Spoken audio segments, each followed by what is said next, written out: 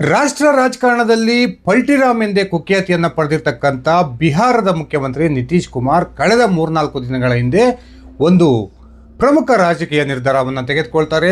ಆ ರಾಜಕೀಯ ನಿರ್ಧಾರ ಸಾಕಷ್ಟು ಚರ್ಚೆಗೆ ಇಡೀ ರಾಷ್ಟ್ರ ಮಟ್ಟದಲ್ಲಿ ಕಾರಣ ಆಗುತ್ತೆ.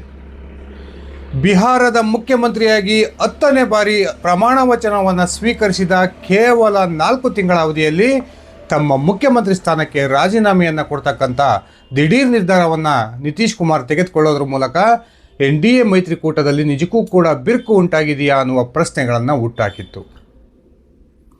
ಬಿಹಾರದ ಮುಖ್ಯಮಂತ್ರಿ ನಿತೀಶ್ ಕುಮಾರ್ ಹಾಗೂ ಪ್ರಧಾನಮಂತ್ರಿ ನರೇಂದ್ರ ಮೋದಿ ಅವರ ನಡುವಿನ ಸಂಬಂಧ ನಿಜಕ್ಕೂ ಕೂಡ ಅಳಿಸ್ತಾ ಅನ್ನುವ ಪ್ರಶ್ನೆಗಳನ್ನು ಕೂಡ ಈ ನಿತೀಶ್ ಕುಮಾರ್ ಅವರ ನಿರ್ಧಾರ ಇಡೀ ರಾಷ್ಟ್ರ ಮಟ್ಟದ ಚರ್ಚೆಗೆ ಕಾರಣ ಆಗಿತ್ತು.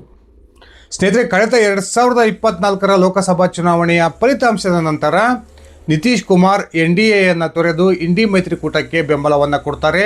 ಆ ಮೂಲಕ ಇಂಡಿ ಮೈತ್ರಿಕೂಟ ಕೂಡ ನಿತೀಶ್ ಕುಮಾರ್ ಅವರಿಗೆ ದೇಶದ ಪ್ರಧಾನಿ ಹುದ್ದೆಯ ಆಫರನ್ನು ಕೊಟ್ಟಿದೆ ಅನ್ನುವ ಮಾಹಿತಿಗಳು ಸಾಕಷ್ಟು ದೊಡ್ಡ ಮಟ್ಟದಲ್ಲಿ ಚರ್ಚೆ ಆಗ್ತಾ ಇದ್ವು. ಕೊನೆಗೆ ನಿತೀಶ್ ಕುಮಾರ್ ಹಾಗೂ ಆಂಧ್ರ ಪ್ರದೇಶದ ಮುಖ್ಯಮಂತ್ರಿ ಚಂದ್ರಬಾಬು ನಾಯ್ಡು ಈ ಒಂದು ವಿಚಾರಕ್ಕೆ ಸಂಬಂಧಪಟ್ಟಂತೆ ಸ್ಪಷ್ಟನೆಯನ್ನು ಕೊಡ್ತಾರೆ. ನಾವು NDA ಮೈತ್ರಿಕೂಟದ ಜೊತೆಗೆ ಲೋಕಸಭಾ ಚುನಾವಣೆಯನ್ನು ಎದುರಿಸಿದ್ದೀವಿ. ಈ ಒಂದು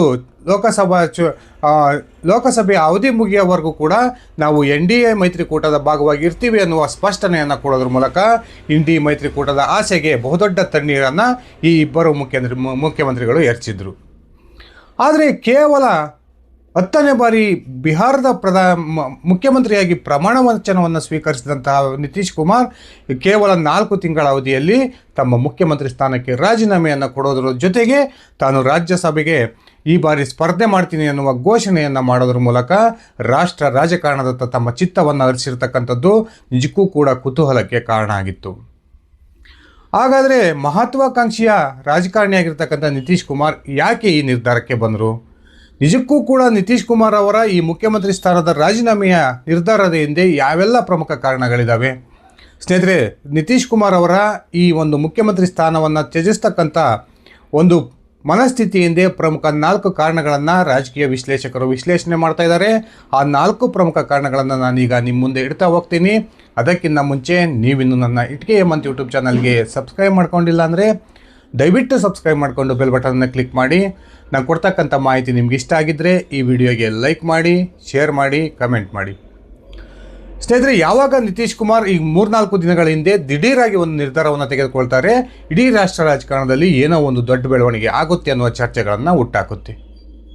ನಿತೀಶ್ ಕುಮಾರ್ ಮತ್ತು ನರೇಂದ್ರ ಮೋದಿ ಅವರ ನಡುವಿನ ಸಂಬಂಧ ಹದಗೆಟ್ಟಿದೆ. ಆ ಕಾರಣಕ್ಕೆ ನಿತೀಶ್ ಕುಮಾರ್ ತಮ್ಮ ಮುಖ್ಯಮಂತ್ರಿ ಸ್ಥಾನಕ್ಕೆ ರಾಜೀನಾಮೆಯನ್ನು ಕೊಡ್ತಾರೆ.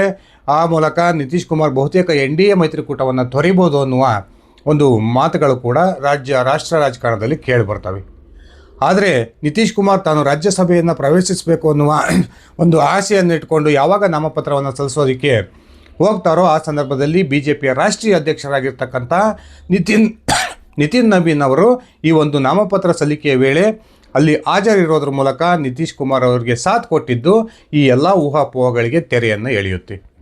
ಅಲ್ಲಿಗೆ ನಿತೀಶ್ ಕುಮಾರ್ ಮತ್ತು ನರೇಂದ್ರ ಮೋದಿ ಅವರ ನಡುವೆ ಏನೂ ಕೂಡ ಹದಗೆಟ್ಟಿಲ್ಲ, ಎಲ್ಲವೂ ಕೂಡ ಸರಿಯಾಗಿದೆ ಅನ್ನುವ ಒಂದು ಸ್ಪಷ್ಟ ಮಾಹಿತಿಯನ್ನು ಇಡೀ ರಾಷ್ಟ್ರದ ರಾಜಕಾರಣಕ್ಕೆ ಈ ನಿತಿನ್ ನಬೀನ್ ಅವರ ಒಂದು ಹಾಜರಾತಿ ಸ್ಪಷ್ಟಪಡಿಸುತ್ತೆ. ಹಾಗಾದರೆ ನಿಜಕ್ಕೂ ಕೂಡ ನಿತೀಶ್ ಕುಮಾರ್ ಯಾಕೆ ಈ ರೀತಿಯ ನಿರ್ಧಾರಕ್ಕೆ ಬಂದರು? ಆ ನಿರ್ಧಾರದ ಹಿಂದಿರ್ತಕ್ಕಂಥ ಕಾರಣಗಳೇನು ಅನ್ನೋದನ್ನು ವಿಶ್ಲೇಷಣೆ ಮಾಡ್ತಾ ಹೋದರೆ ಅತ್ಯಂತ ಪ್ರಮುಖವಾಗಿ ನಿತೀಶ್ ಕುಮಾರ್ ಅವರಿಗೆ ಒಂದನೇ ಪ್ರಮುಖ ಕಾರಣ, ನಿತೀಶ್ ಕುಮಾರ್ ಅವರ ರಾಜಕೀಯ ಜೀವನದಲ್ಲಿ ಒಂದು ಮಹತ್ವದ ಆಸೆ ಇತ್ತು ಅನ್ನುವ ಮಾಹಿತಿಗಳು ಸಿಗ್ತಾ ಇದ್ದಾವೆ.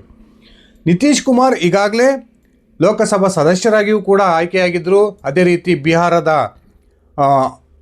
ವಿಧಾನಸಭೆಗೂ ಕೂಡ MLA ಆಗಿ ಆಯ್ಕೆಯಾಗಿದ್ದರು. ಅದೇ ರೀತಿ ಬಿಹಾರದ ವಿಧಾನ ಪರಿಷತ್ಗೂ ಕೂಡ MLC ಆಗಿ ಈಗಾಗಲೇ ಆಯ್ಕೆಯಾಗಿದ್ದರು. ನಿತೀಶ್ ಕುಮಾರ್ ಅವರಿಗೆ ಒಂದೇ ಒಂದು ಬಾರಿ ರಾಜ್ಯಸಭಾ ಸದಸ್ಯನಾಗಿ ಏನು ಸಂಸದೀಯ ವ್ಯವಸ್ಥೆಯಲ್ಲಿರ್ತಕ್ಕಂಥ 4 ಸದನಗಳನ್ನು ನಾನು ಪ್ರತಿನಿಧಿಸಬೇಕು ಅನ್ನುವ ಒಂದು ಪ್ರಮುಖ ಆಸೆ ಇತ್ತು ಅನ್ನುವ ಮಾಹಿತಿಗಳು ಸಿಗ್ತಾ ಇದ್ದಾವೆ. ಅದೇ ಕಾರಣಕ್ಕೆ ಈಗಾಗಲೇ 3 ಸದನದ ಸದಸ್ಯರಾಗಿದ್ದಂತಹ ನಿತೀಶ್ ಕುಮಾರ್ ಈಗ ರಾಜ್ಯಸಭೆಯ ಸದಸ್ಯನಾಗಬೇಕು ಅನ್ನೋ ಕಾರಣಕ್ಕೆ ಈಗ ರಾಜ್ಯಸಭೆಗೆ ತಮ್ಮ ನಾಮಪತ್ರವನ್ನು ಸಲ್ಲಿಸಿದ್ದಾರೆ ಅನ್ನುವ ಮಾಹಿತಿಗಳು ಸಿಗ್ತಾ ಇದ್ದು, ನಿತೀಶ್ ಕುಮಾರ್ ಅವರ ರಾಜೀನಾಮೆಗೆ ಇವರ ಒಂದು ರಾಜಕೀಯ ಮಹತ್ವಾಕಾಂಕ್ಷೆಯ ಈ ಒಂದು ಆಸೆಯೂ ಕೂಡ ಕಾರಣ ಅನ್ನುವ ಮಾಹಿತಿಗಳು ಸಿಗ್ತಾ ಇದ್ದಾವೆ. ಇನ್ನೊಂದು ಕಡೆ ಸಹಜವಾಗಿಯೇ ಎಲ್ಲ ರಾಜಕಾರಣಿಗಳಿಗೂ ಕೂಡ ತಮ್ಮ ಪುತ್ರನ ತಮ್ಮ ಕುಟುಂಬಸ್ಥರ ರಾಜಕೀಯ ಒಂದು ಭವಿಷ್ಯದ ದೃಷ್ಟಿ ಇದ್ದೇ ಇರುತ್ತೆ. ಬಿಹಾರದ ಮುಖ್ಯಮಂತ್ರಿಯಾಗಿ 10 ಬಾರಿ ಅಧಿಕಾರವನ್ನು ನಡೆಸಿದರೂ ಕೂಡ ನಿತೀಶ್ ಕುಮಾರ್ ತಮ್ಮ ಕುಟುಂಬಸ್ಥರನ್ನು ಆ ರಾಜಕೀಯದಿಂದ ದೂರ ಇಟ್ಟಿದ್ದರು. ಆದರೆ ಇದೀಗ ನಿತೀಶ್ ಕುಮಾರ್ ಅವರಿಗೆ ಅವರು ಇದೀಗ ಏನು ರಾಜಕೀಯ ಸಂಧ್ಯಾಕಾಲದಲ್ಲಿದ್ದಾರೆ, ಅವರಿಗೆ ಸಾಕಷ್ಟು ವಯಸ್ಸಾಗಿದೆ, ಆರೋಗ್ಯ ಕೂಡ ಕೈ ಕೊಡ್ತಾ ಇದೆ. ಅನಿವಾರ್ಯವಾಗಿ ಅವರ ಪುತ್ರನನ್ನು ರಾಜಕಾರಣಕ್ಕೆ ತರಲೇಬೇಕಾದಂಥ ಅನಿವಾರ್ಯತೆ ನಿತೀಶ್ ಕುಮಾರ್ ಅವರಿಗಿದೆ. JDUನ ಕಾರ್ಯಕರ್ತರು ಅವರ ನಾಯಕರ ಒತ್ತಡ ಕೂಡ ಇದೇ ಆಗಿತ್ತು.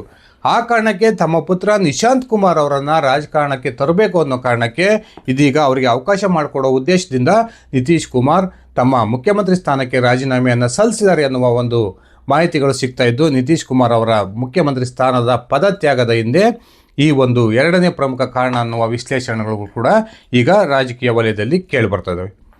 ಇನ್ನೊಂದು ಕಡೆ ಸಹಜವಾಗಿಯೇ BJPಯ ಒತ್ತಡ. NDA ಮೈತ್ರಿಕೂಟದ ಭಾಗವಾಗಿರ್ತಕ್ಕಂಥ JDU ಮತ್ತು BJP ನಡುವೆ ಅತ್ಯಂತ ಸಮನ್ವಯತೆ ಇದೆ. ಕಳೆದ ವಿಧಾನಸಭಾ ಚುನಾವಣೆಯಲ್ಲಿ ಬಿಹಾರದಲ್ಲಿ BJP ಅತ್ಯಂತ ದೊಡ್ಡ ಪಕ್ಷವಾಗಿ ಹೊರಹೊಮ್ಮಿದ್ರೂ ಕೂಡ ತಮ್ಮ ಮುಖ್ಯಮಂತ್ರಿ ಸ್ಥಾನವನ್ನು ನಿತೀಶ್ ಕುಮಾರ್ ಅವರಿಗೆ ಬಿಟ್ಟುಕೊಟ್ಟಿತ್ತು.